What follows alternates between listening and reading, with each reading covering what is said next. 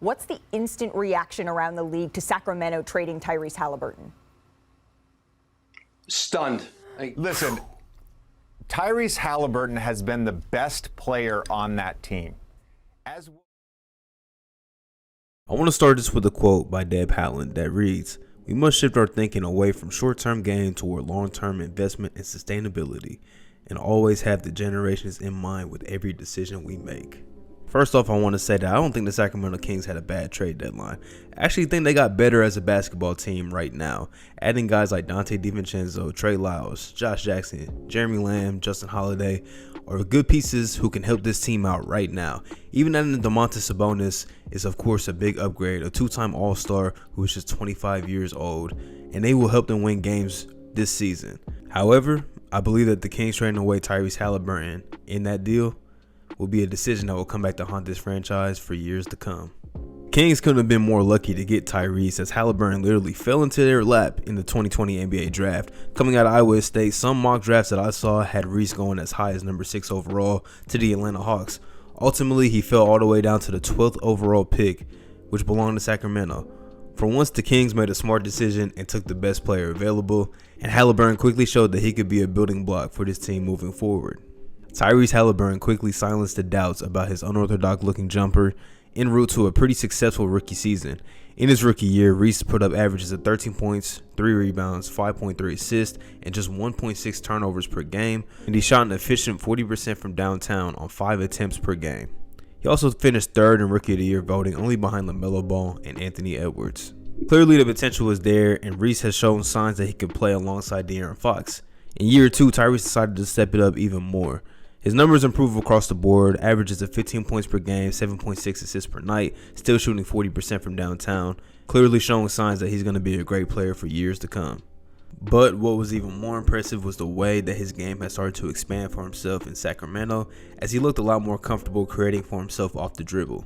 And we're talking sidestep threes, him manipulating the pick and roll, his float game. His game was expanding and he was showing great potential as a potential future All-Star.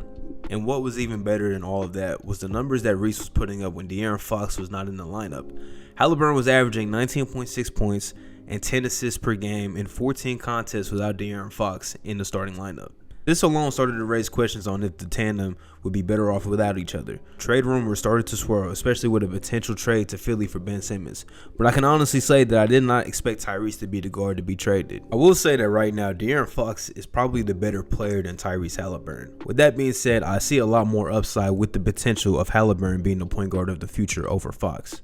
That is why I was so surprised when the Kings decided to trade Reese to Indiana for Domantas Sabonis.